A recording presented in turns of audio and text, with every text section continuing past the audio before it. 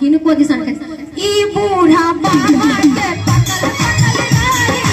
ई बूढ़ा बाबा के पकड़ पकड़ गाड़ी आये हम जे कहै छियै से गीत मिलल छै हिनके पर देखियो देखै में पातर देखियो अहाँ पता